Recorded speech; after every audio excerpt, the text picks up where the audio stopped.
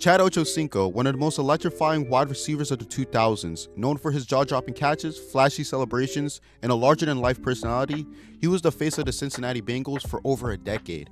But here's the big question. Does Chad Ochocinco belong in the Pro Football Hall of Fame? Let's take a closer look. Chad Johnson, later known as Chad Ochocinco, was drafted by the Cincinnati Bengals in the second round of the 2001 NFL Draft. Over the next 11 seasons, he became one of the most productive wide receivers of his era. Let's talk numbers. Ochocinco finished his career with 766 receptions, 11,059 receiving yards, and 67 touchdowns.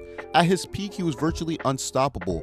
From 2003 to 2007, he recorded 5 consecutive 1,000-yard seasons, led the league in receiving yards in the 2006 season, and was selected to 6 Pro Bowls.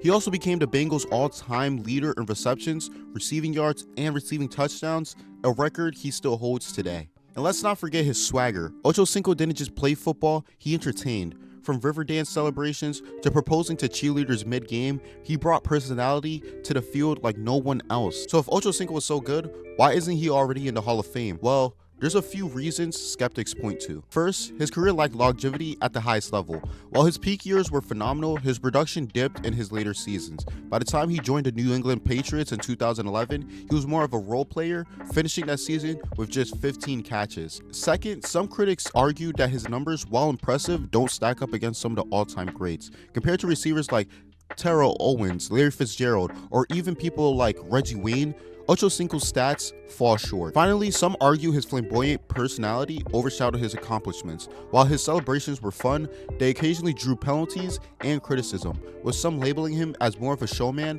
than a winner. But here's the other side of the argument why Chad Ochocinco does deserve a gold jacket. First, his peak performances were Hall of Fame worthy. During his prime, he was one of the most feared receivers in the league. Few players could match his combination of route running, precision, speed, and hands. Second, his cultural impact on the game. Ochocinco brought attention to the wide receiver position in a way few others have. He made football fun, broke down barriers in terms of personality, and even embraced social media long before it became a norm for athletes. Finally, he was the cornerstone of the Bengals franchise during a tough era. Despite playing for a team that often struggled, Ochocinco consistently put up elite numbers and gave fans something to cheer for. Without him, it's hard to imagine the Bengals staying relevant during the 2000s. So does Chad Ochocinco deserve to be in the Hall of Fame? That depends on how you define greatness. If you're looking at pure production over a long career, he might not have the numbers to stack up against some legends. But if you value impact, influence, and peak performance, Ochocinco's case becomes much stronger.